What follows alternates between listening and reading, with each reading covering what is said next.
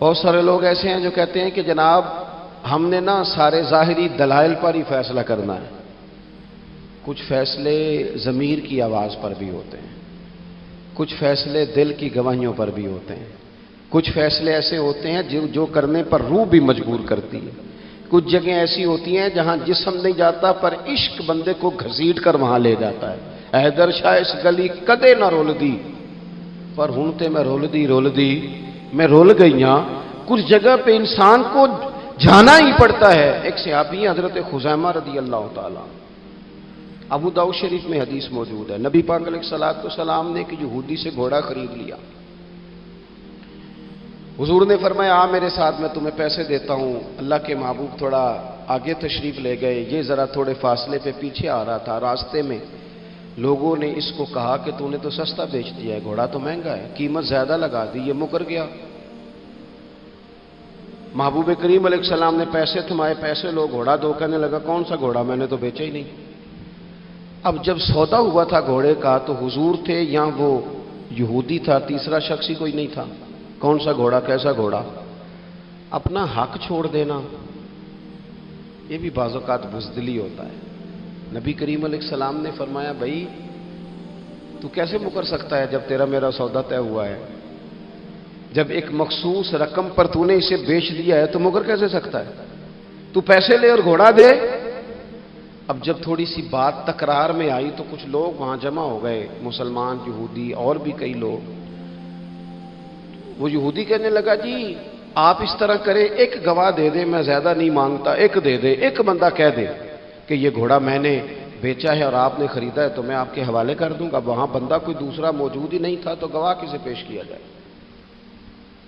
حضرت خزیمہ رضی اللہ تعالیٰ عنہ نبی کریم کے صحابی ہیں. فوراً بولے، وہ بھی لوگوں کی باتیں سن کے وہاں آئے تھے، فوراً بولے، کہنے لگے یا رسول اللہ میں دیتا ہوں گواہی. دوڑ کے آگے آئے، کہنے لگے جی میں گواہی دیتا ہوں کہ آپ نے گھوڑا خریدا ہے، یہودی نے بیچا ہے. اب اس نے کہا تھا ایک بندہ کہہ دے تو میں دے دوں گا. اس کی شرط پوری ہو گئی. حضور نے پیسے اس کے ہاتھ میں دیے، اس نے گھوڑا محبوب کے دستے مبارک میں لگام تھمائی. حضور تشریف لے گئے، غلام کو دیا، گھوڑا گھر چلا گیا. نبی کریم نے حضرت خزیمہ سے کہا خزیمہ ایک بات تو بتا، تو تھا ہی نہیں اور تو نے بن دیکھے گواہی کیسے دے دی؟ تو حضرت خزیمہ رضی اللہ تعالیٰ عنہ کہنے لگے یا رسول اللہ یہ تو زمین کی خبر ہے نا، میں نے تو آسمان کی چیزیں بھی نہیں دیکھی، آپ نے کہا ہے تو میں مان گیا ہوں. تو میں تو آسمانی خبریں مان گیا، میں تو جنت آپ کے کہنے پہ مان گیا، میں تو دوزخ آپ کے کہنے پہ مان گیا، میں تو فرشتے آپ کے کہنے پہ مان گیا، میں تو قیامت کی ساری باتیں آپ کے کہنے پہ مان گیا. وہ بتا رہے ہیں، گویا وہ سمجھا رہے ہیں یا رسول اللہ میں نے تو رب بھی نہیں دیکھا، تو آپ کے کہنے پر مان گیا. اور جب اتنی ساری چیزیں آپ کے کہنے پہ مان گیا ہوں تو گھوڑا تو چیز ہی کوئی نہیں. اب دیکھیں حضور کا تبصرہ یہاں کیا ہے. انہوں نے ایمان کا مرکز و محور ذات مصطفیٰ کو سمجھا. ان کو سمجھ آئی کہ کل کائنات حضور کی ذات ہے. اب حضور سید عالم علیہ السلام نے اس بات کو سن کر اعلان کیا فرمایا؟ حضور فرمانے لگے لوگوں جہاں بھی شرعی گواہی کی ضرورت ہو نہ دو گواہ چاہیے ہوتے ہیں، لیکن جہاں میرا یہ خزیمہ موجود ہو ایک کی گواہی دو کے برابر شمار کی جائے گی. اتنا بڑا اعزاز، نظریاتی طور پر اتنی زیادہ پختگی. جب تک اپنے ایمان کا مرکز اور محور ذات مصطفیٰ کو نہیں سمجھا جاتا. ایک اور بھی بات عرض کروں، کئی کام ہوتے ہیں وہ کام تو ہوتے ہیں پر خشک بڑے ہوتے ہیں. کچھ ڈیوٹیاں تو ہوتی ہیں لیکن وہ ڈیوٹیاں تھکا بڑا دیتی ہیں. کچھ سفر تو ہوتے ہیں پر وہ سفر پورے وجود کو توڑ پھوڑ کے رکھ دیتے ہیں. لیکن کچھ کام ایسے ہوتے ہیں جو بندہ بڑے ذوق سے کرتا ہے.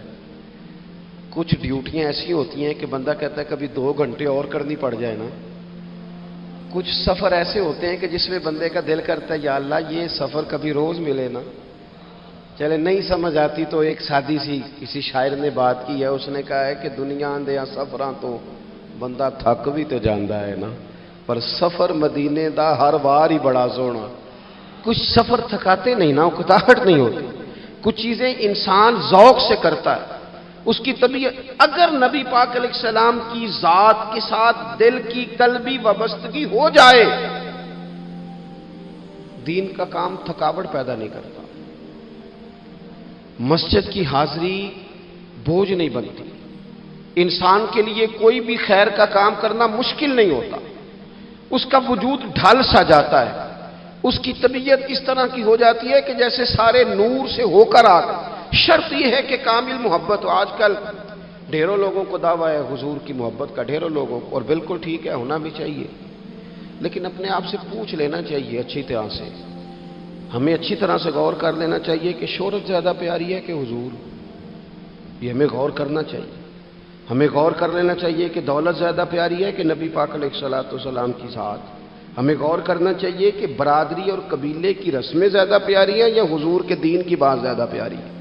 ہمیں پہلے غور کر اپنی ترجیحات کا تعین کرنا چاہیے، اور پھر ہمیں اپنے دل سے یہ بھی پوچھنا چاہیے کہ تیرا فلاں دوست سے ملنے کو تو بار بار دل کرتا ہے، اہل خانہ کو، گھر والوں کو ملنے کو تو تیرا بار بار جی چاہتا ہے، کیا تیرے دل میں کبھی بیٹھے بیٹھے تڑپ اٹھتی ہے، بیٹھے بیٹھے، اور کبھی تیری آنکھیں باہر آتی ہیں کہ رب کوئی موقع بنا دے اور میں جا کے حضور کا شہر مبارک بھی دیکھا ہوں؟ اچانک دل کرتا ہے نا کسی شخص سے بات کرنے کو، تو کیا بالکل بیٹھے بیٹھے کبھی اچانک نعت سننے کو بھی دل کرتا ہے کہ نہیں؟ کبھی اچانک حضور کی سیرت کی طرف بھی توجہ بیٹھے بیٹھے چلی جاتی ہے کہ نہیں؟ دیکھیں، کوئی بندہ بھی انکار نہیں کرے گا جب کسی سے کہا جائے گا کہ مجھے حضور علیہ السلام سے بڑی محبت ہے، لیکن آپ کو کس سے محبت ہے، آپ کس سے پیار کرتے ہیں، یہ صرف آپ کو ہی پتا ہوتا ہے۔ میں کس سے محبت کرتا ہوں، میرے دل میں کس بندے کے لیے کتنی گنجائش ہے، یہ سامنے والا نہیں ماپ سکتا، یہ صرف میں ہی ماپ سکتا ہوں، جو کہ دل جو میرا ہے۔ یہ باطنی کیفیات میری ہیں۔ ہم روز نعرے لگائیں، روز زور شور سے نعرے لگائیں، لوگ سن کے کہیں کہ بڑا پیار کرتا ہے یہ حضور سے، لیکن یہ ہمیں پتا ہے ہماری قلبی واردات کیا ہے، ہمیں خبر ہے۔ دیکھیں نا، صحابہ سچے لوگ تھے۔ حضرت عمر رضی اللہ تعالیٰ عنہ حضور کی بارگاہ میں حاضر ہیں تو عرض کی، یا رسول اللہ صلی اللہ تعالیٰ علیہ وسلم، مجھے آپ ہر چیز سے زیادہ پیارے ہیں، لیکن حضور مجھے لگتا ہے مجھے اپنی جان آپ سے زیادہ پیاری ہے۔ سچ بولنا ہے نا، نیرا دعویٰ نہیں کرنا، بات کو کھول کر بیان کر کے واضح کر کے بیان کرنا۔ یا رسول اللہ صلی اللہ تعالیٰ علیہ وسلم، مجھے محسوس ہوتا ہے مجھے اپنی جان آپ سے زیادہ پیاری ہے۔ تو حضور نے ان کے دل پر ہاتھ رکھ کے فرمایا، عمر ابھی ایمان نہیں مکمل ہوا۔ تو حضور کے دست پاک کا فیض آیا کہ حضرت عمر اسی وقت بول پڑے، عرض کرنے لگے، حضور آپ حکم کریں، میں جان بھی قربان کرنے کو تیار ہوں۔ اپنے آپ سے بات کریں، اپنے اوپر تھوڑی توجہ دیں، دوسروں کو تبلیغ کرتے، دوسروں کو واعظ کرتے، دوسروں کو نصیحت کرتے، دوسروں کو سمجھاتے تو بڑا وقت گزر گیا۔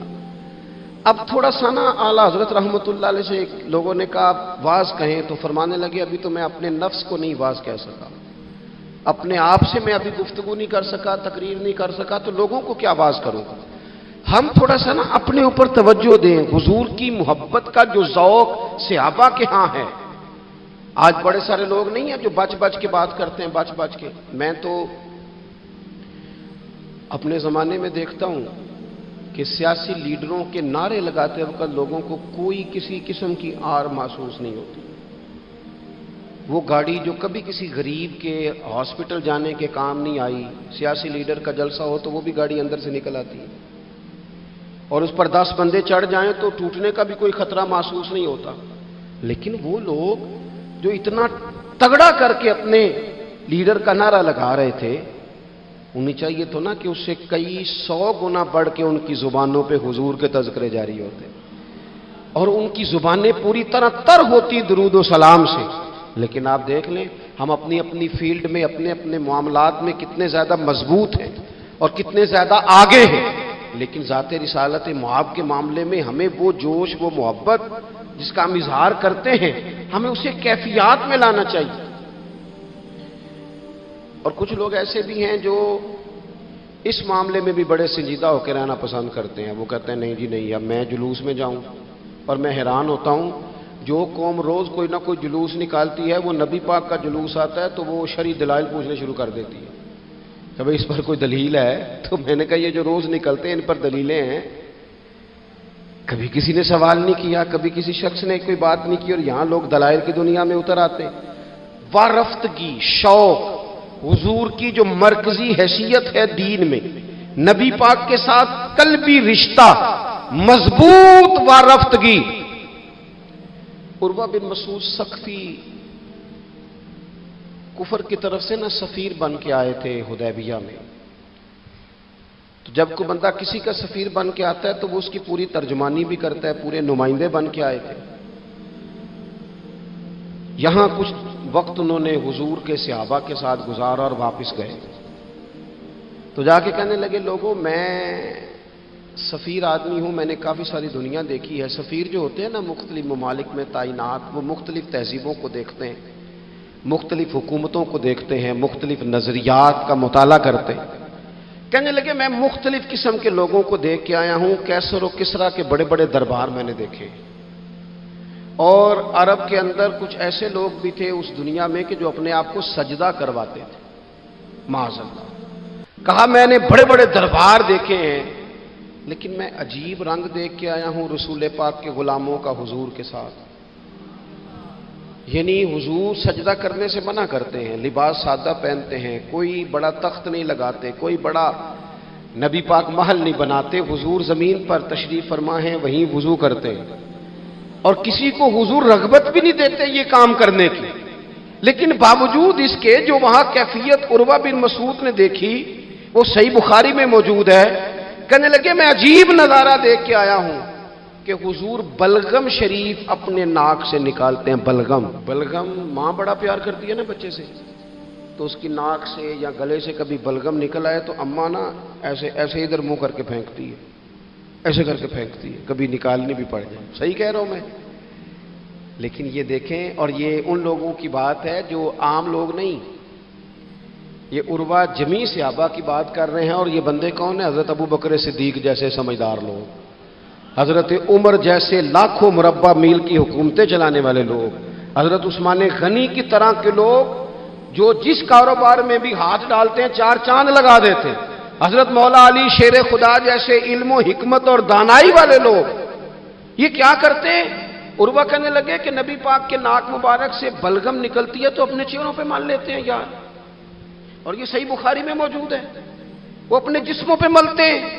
اور کہنے لگے جب وہ وضو کرتے ہیں نا حضور، تو وہ جو وضو کا بچا ہوا پانی ہے اس کے لیے ان کے جذبات اس طرح کے ہیں کہ لگتا ہے وہ لڑ پڑیں گے آپس میں، وہ لڑیں گے کہ یہ قطرہ مجھے چاہیے، یہ حضور کے مقدس جسم سے لگا ہوا ہے۔ اور میرے امام کو تو پھر بات کہنی آتی ہے نا، اعلیٰ حضرت فرماتے ہیں جو حضور کے قدموں سے لگ کے دھومن بن جائے نا وہ تو آب حیات ہوتا ہے، وہ پی لینے والے تو مرتے ہی نہیں، مرتے ہی نہیں، وہ لوگ تو باطنی طور پر ہمیشہ زندہ رہتے ہیں۔ کہتے ہیں جس کے قدموں کا دھوون ہے آب حیات ہے وہ جانے مسیحا ہمارا نبی، اور جس کی دو بوند ہیں کوثر و سلسبیل ہے وہ رحمت کا دریا ہمارا نبی۔ عروہ کہنے لگا وہ تو لڑ پڑیں گے۔ اور تیسرا عروہ کہنے لگا میں نے عجیب منظر وہاں دیکھا ہے کہ حضور کوئی حکم کرتے ہیں تو ہر بندہ پہل کرتا ہے، جلدی کرتا ہے حکم ماننے، تیزی دکھاتا ہے۔ اور تیسرا میں نے یہ دیکھا ہے جب حضور گفتگو کرتے ہیں تو ان پر اس طرح کا رعب طاری ہوتا ہے کہ وہ تو نظر بھر کے حضور کا چہرہ بھی نہیں دیکھتے۔ کہنے لگا یہ کیفیات میں ان لوگوں کی دیکھ کے آیا ہوں جو اپنے حبیب سے اتنی محبت کرتے ہیں، وہ کبھی بھی حضور کے دین کا جھنڈا نیچے نہیں آنے دیں گے، وہ کبھی بھی کسی کفر کی نفاق کی سازش کو آگے نہیں بڑھنے دیں گے۔ تو کافر تو کل بھی اس بات کا اظہار کر رہا تھا کہ ہمیں جو ڈر لگتا ہے مسلمانوں سے وہ اس بات سے لگتا ہے یہ اپنے نبی کے ساتھ بڑے جڑے ہوئے، ان کا رشتہ حضور کے ساتھ بڑا مضبوط، اور امت سوال جواب کر رہی ہے، امت ترازو لے کے بیٹھی ہے کہ اتنا علم تھا معاذ اللہ اور اتنا نہیں تھا، یہ کر سکتے تھے اور یہ نہیں کر سکتے، ان کو یہ کہنا چاہیے اور یہ نہیں کہنا چاہیے۔ بھئی یہ تو ہمارے بزرگ پرانا فیصلہ کر گئے، وہ کہتے ہیں بعد از خدا بزرگ توئی قصہ مختصر، اور حضور رب کے بعد سب سے بڑے ہیں، یہی مختصر قصہ ہے۔ تو حضور سید عالم کے ساتھ جو قلبی وابستگی ہے، نبی کریم علیہ السلام نا مدینہ شریف میں جب ہجرت کر کے تشریف لے گئے تھے تو حضرت ابو ایوب انصاری رضی اللہ تعالیٰ عنہ کے گھر میں حضور نے قیام فرمایا تھا، ہمارے پاس بہت ساری چیزیں ایسی ہوتی ہیں جن کی طلب بڑی ہوتی ہے، لیکن جب وہ حاصل ہو جاتی ہیں پھر ان کی طلب نہیں رہتی۔ ایک چیز آپ کے پاس ہمیشہ رہنے لگ جاتی ہے، پھر اس کے ادب آداب